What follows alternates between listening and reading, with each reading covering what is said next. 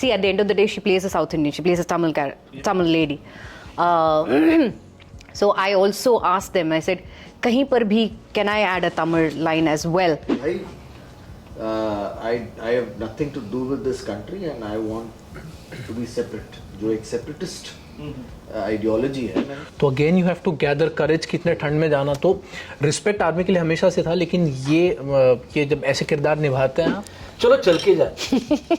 मैं एक बार चल के गया उस सर्कल में से जहाँ पर वैनिटी लगी थी, वहाँ से शूट पे मैं चल के गया. सामने ही था और मैंने रियलाइज किया कि मैंने बहुत गलत क्योंकि लोगों का ऐसे reaction. We have Women's Day, चलो. Now we have to go. No, you have to. अब we can't escape. हमारे संसद में एंड बहुत बार मतलब 2-3 बार वो टेक हो गए थे. मैं क्लोजअप हुआ था. तीसरी बार जो ऐसे जब मैंने संसद बोल रहा है, तुम समझते नहीं हो, क्या करो, ध्यान दो किरण, ध्यान दो.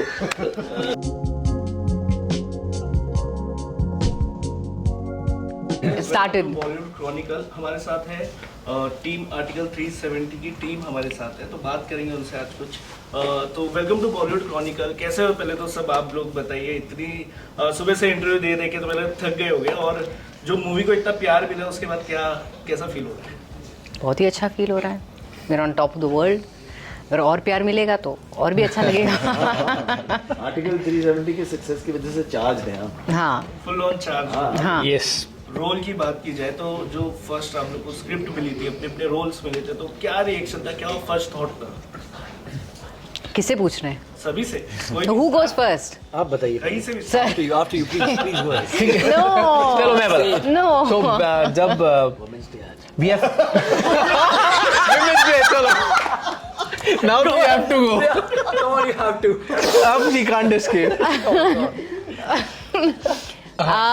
मुझे actually first I got a call from Aditya Dhar himself, और उन्होंने बोला कि I want you to be a part of the film. तभी स्टोरी नहीं बोला उन्होंने. He just said this is a movie. I am Yami भी है मूवी में, बट आप एक बार स्टोरी सुन लो and as fast as possible I'd like to lock in the actors for the role. तो I said yes. So verbally मैंने यस बोला था. फिर उसके बाद आदित्य जामले से मेरी मीटिंग हुई थी via Zoom. Told me the story. एक I think about 2 hours we sat, and immediately first I said I love the story. बहुत ही अच्छा लगा and we wanted the story to come out, and I could see the passion that the makers had, especially even Aditya Jamle himself, he wanted the story to come out to the people. He wanted each and every citizen of India to know कि क्या है, what Article 370 is all about, and how it was executed, how the office, the PMO, how they executed it. So the moment I heard it, I said, this is a story which needs to be told to the audience. I said, yes, I'd be a part of it. And I think after 2 hours, I said, as such, I said yes, but iske baad I said, yes, I would be a part of it. So actually, for most of the actors, after Aditya Jamle, the director, when he narrated the script, it was a no-brainer for most of us to say yes, because the passion that he had and the vision that he had. So I told him that Aditya, जो तेरे ज़हन में है, 50% भी अगर आ जाए, so it will be a big hit. He said, matter what, I want 100% to be on screen. But I immediately, for me, it was a no-brainer to say yes, and I'm really glad that both the Adityas, Aditya Dhar and Aditya Jamle, I guess after the narration, within few days, I got a call that Vaibhav, if you are interested, even we are interested. So that's how everything got locked. You get to wear a uniform with the makers of Uri. I mean, that's in itself a great opportunity. You don't say no to that. And Jamle sir से भी मेरी जब पहली मुलाकात हुई थी, he is very capable of. He had a very infectious love for what he was going to do. तो आप उनसे अगर 5 मिनट भी बैठ के बात करते तो आप भी हाँ बोल देते फिल्म के लिए, because he had so much in him that he wanted to show कि ये सारी छोटी छोटी चीज़ें ना तभी पता क्लियर हो गई थी एटलीस्ट मुझे कि he has done his research and he loves the script so much and he wants to make the film so badly. उनको इतने दिल से सबको स्टोरी बतानी है, तो there was, I mean there was absolutely no reason to even think twice about it. So yeah sir please मेरे पास ये पहली बार रोल आया तो ये पता ही नहीं था कि ये अमित शाह उनका कर रहा हूँ काम. तो मेरे लिए नॉर्मल पॉलिटिशियन था, और जब मुझे पता चला तो मेरे लिए तो बड़ा शौक था. मैं तो सटपटा गया. मैंने कहा यार मैं कैसे, मैं दिखूंगा नहीं दिखूंगा उनकी तरह, या क्या होगा कैसे होगा. लेकिन फिर वो हमारे मेकअप आर्टिस्ट जो है जगदीश शेरे, उन्होंने अच्छा मेकअप करवाया. 2-3 बार किया हम लोगों ने, और जब देखा और सबने कहा हाँ तुम लग रहे हो वैसे, तो कॉन्फिडेंस आया. फिर तो सारा सब एक टीम का एफर्ट होता है. राइटर, डायरेक्टर, कैमरामैन, हमारे बैकग्राउंड म्यूजिक. जब आप सीन देखते हो तब भी वो इफेक्ट बढ़ाता है सीन को. और बेसिक एक जो एक्सप्रेशन सारे देश का था वो मेरे थ्रू आया. एक्चुअली जो उन्होंने बोला है वही मैंने वो सीन में बोला है. तो रोल की बात की जाए तो किस तरीके से प्रिपेयर किए मेंटली और फिजिकली? जैसे आपका रोल था पॉलिटिशियन का, तो क्या आपने फॉलो किया?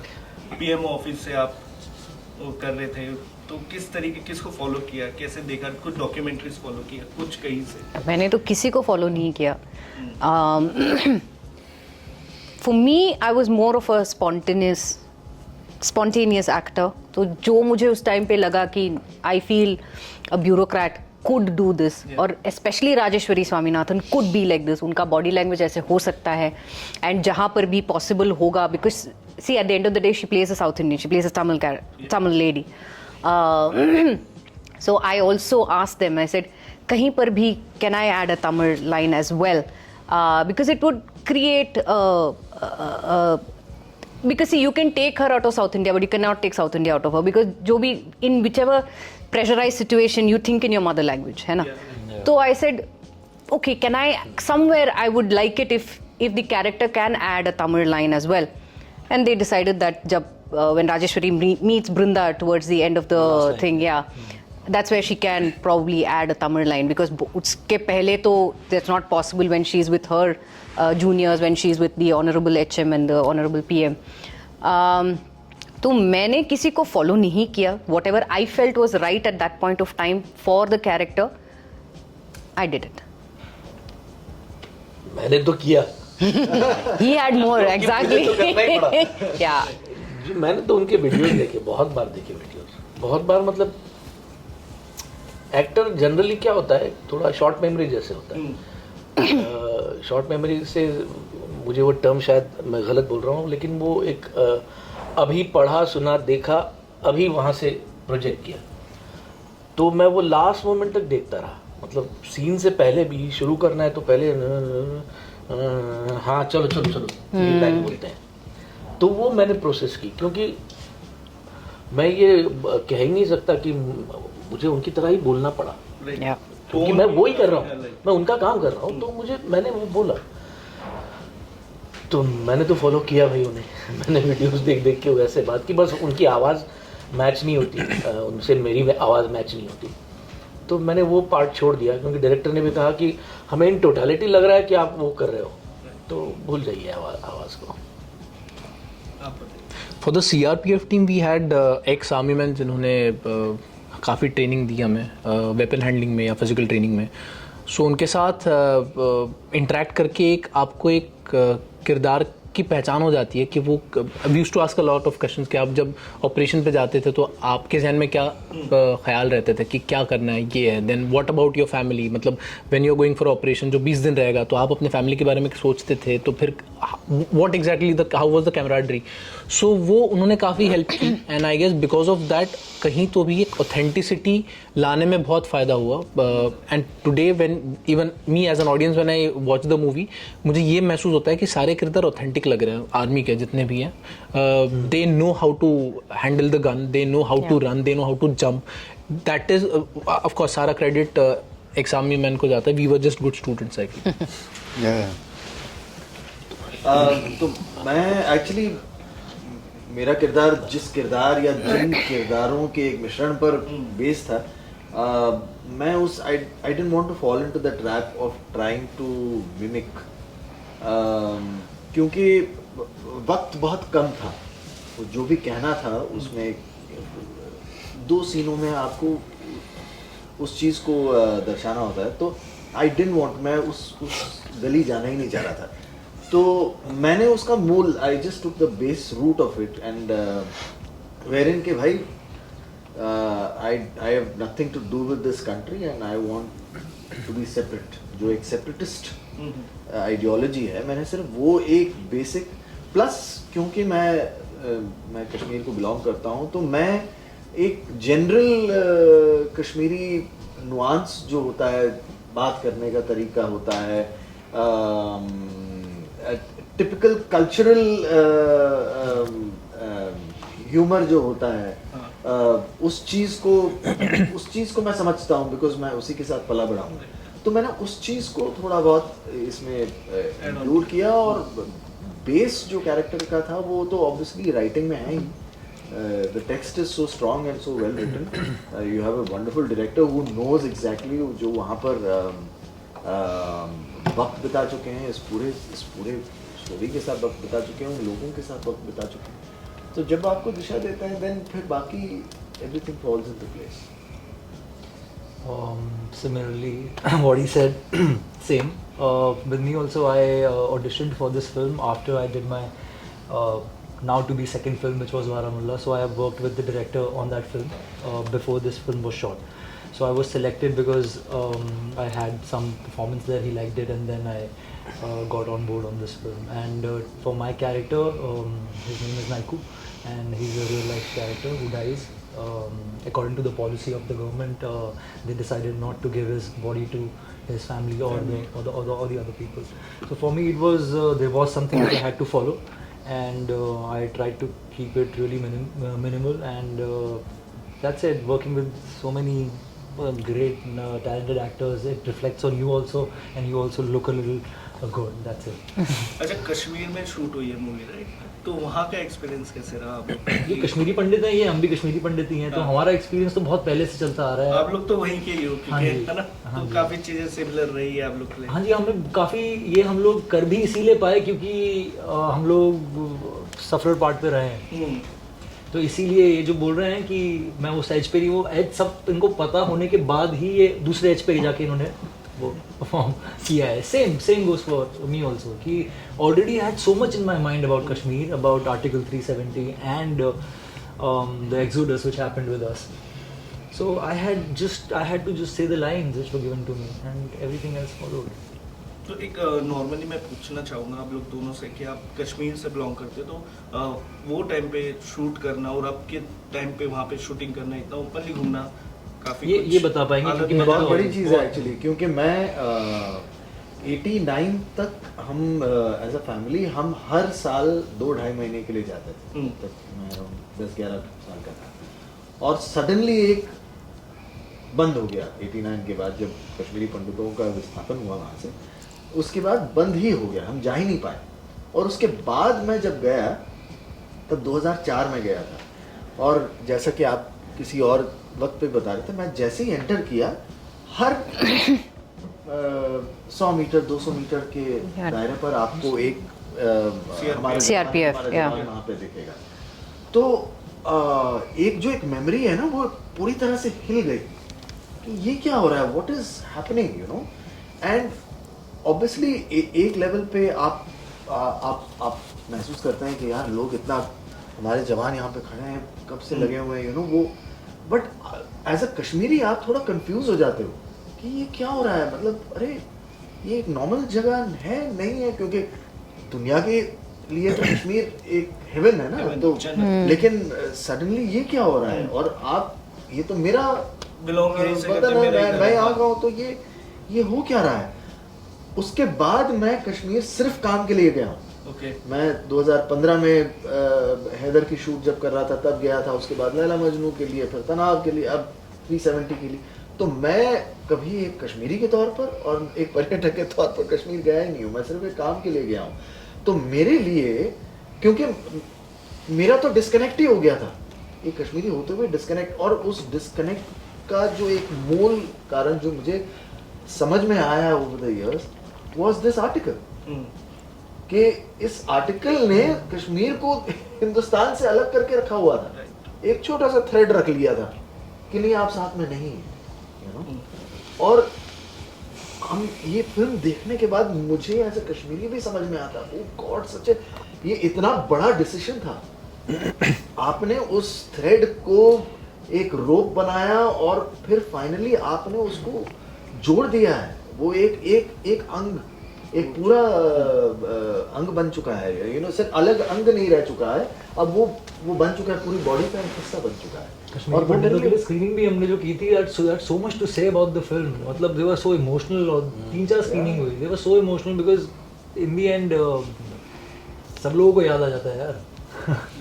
सब लोगों को याद आ जाता है, तो बस वही है, और इसीलिए ये फिल्म भी बनी है कि देखा जाए और समझा जाए कि असली में हुआ क्या था और कैसे हुआ। आप लोग का कैसा रहा एक्सपीरियंस कश्मीर में शूट करने का?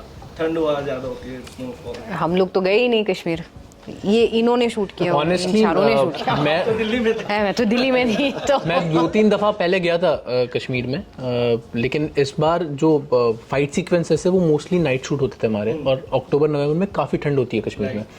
सो night sequences it was really challenging, क्योंकि उस वक्त आप ऑथेंटिक भी लगना ज़रूरी होता है, और होता कैसा था कि शूट ख़त्म होने के बाद 3-4 जगह हीटर्स रखे रहते थे, तो हम जाते थे हीटर्स के यहाँ बैठते थे, and after 10 minutes when the assistant director used to come in कि सर अभी शॉट रेडी है, तो again you have to gather courage कितने ठंड में जाना। तो रिस्पेक्ट आर्मी के लिए हमेशा से था, लेकिन ये जब ऐसे किरदार निभाते हैं आप, तो आपको महसूस होता है कि उनको तो हीटर वगैरह कुछ रहता नहीं है, आपको तो भी you are taken care of, so the respect increases by leaps and bounds, मैं हमेशा कहता हूँ। तो एक रिस्पॉन्सिबिलिटी थी, और पहले दिन जब हम वहाँ लैंड हुए तो उस दिन बारिश नहीं होने वाली थी, वहाँ कोई बारिश के आसार नज़र नहीं आ रहे थे, अचानक से बारिश हुई, और दूसरे दिन जहाँ फर्स्ट डे ऑफ शूट था वहाँ अचानक से स्नोफॉल। सो स्कंद तो मतलब ही वॉज क्वाइट एक्साइटेड, मैं जैकेट वैकेट लेके आया हूँ, मैंने वैनिटी का दरवाज़ा खोला और स्कंद वाज लाइक ये थोड़ा ज़्यादा ठंड नहीं है। But overall experience was really nice. वहाँ काफ़ी लम्हे ऐसे थे जो हमेशा याद रहेंगे वहाँ के। अच्छा, मूवी में से कोई मेमोरेबल पार्ट कुछ आप शेयर करना चाहोगे? जी पूरी मूवी आर्टिकल 370 मेमोरेबल पर्सनल होता है ना, कुछ एक पॉइंट होता है। मेरे साथ एक किस्सा हुआ था। हम लोग ये राज्यसभा का जो सीन है वो हम लोगों ने शूट किया है पुलिस हेडक्वार्टर्स में, चर्च गेट में। तो अच्छा, वो सर्कल है, रीगल के सामने वो सर्कल है, सर्कल से एक्चुअली सामने ही है कहीं भी, और गाड़ी से घूम के जाना पड़ता था एक्चुअली। हाँ, और गर्मी थी, और राज्यसभा में जब शूट हो रहा है तो मैं अंदर बैठा हूँ, तो शूटिंग में हूँ तो कुछ कर नहीं सकते, बाहर आऊँ तो इतना एसी नहीं होता था, और वो जो मेकअप किया हुआ था वो बिल्कुल अंदर लॉक कर देता है, यहाँ पूरा सिलिकॉन से टेप से पूरा चिपकाया हुआ रहता है ग्लू से, तो गर्मी बहुत होती है। तो जब लंच ब्रेक में या कहीं जाना तो एक दो बार ऐसे हो यार कब गाड़ी आएगी, वो ट्रैफिक में कब घूमेंगे, वो वन वे से ताज से जाएंगे, चलो चल के जा। मैं एक बार चल के गया उस सर्कल में से जहाँ पर वैनिटी लगी थी वहाँ से शूट पे मैं चल के गया, सामने ही था, और मैंने रियलाइज किया कि मैंने बहुत गलत की, क्योंकि लोगों का ऐसे रिएक्शन, अच्छा मैं अंदर आऊँ गेट से तो पुलिस वाले थे वहाँ पर, तो सबका ऐसे हो गया कि नहीं ये तो नहीं है, पर हाँ ये तो ये नहीं, पर ये नहीं है। और वो जो था एक 2 मिनट 3 मिनट का जो वॉक था मेरा, तो मैं ऐसे हो गया, मैंने क्या कर दिया, अब तो कुछ नहीं कर सकते, चलते जाओ। जब प्रॉपर गेटअप पटअप सब ऐसे ही चलता गया, चलो चलो चलो जल्दी करो जल्दी करो जल्दी करो, और लोग हट रहे हैं, साइड में हो रहे हैं, देख रहे हैं, पलट के देख रहे हैं। मैं बोला हे भगवान ये क्या कर दिया मैंने, ये ऐसे नहीं चलना चाहिए मुझे। बीटीएस की कुछ बातें हो, कुछ शेयर करनी चाहो तो, बिहाइंड द शूट कुछ मस्ती मजाक शूट के दौरान?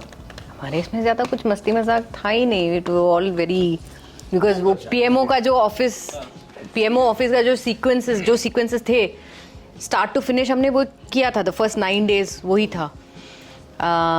मस्ती मजाक तो ओनली आई थिंक इन्होंने शायद एक बार, अगर ये भूल गए होंगे तो मैं बता देता हूँ इनको, इन्होंने एक्सपीरियंस किया होगा, मेरी एक प्रॉब्लम है, तो मस्ती तो मैं करता रहता हूँ, लेकिन अगर मैं कुछ गलती कर दूँ डायलॉग बोलने में, या एक बार हो गया 2 बार हो गया, तो तीसरी बार ऐसे अगर हो जाता है तो मैं खुद पे ही चिल्लाता हूँ, खुद को ही गाली देता हूँ। और या साले जोर से ऐसे किया तो ऐसे सबका ऐसे नहीं मुझे आदत है ना, वो मुझे वो वर्ड ऐसे बोलना था, मैंने ऐसे बोल दिया, मैं अपने आप को गाली देता हूँ, मुझे आदत है वो।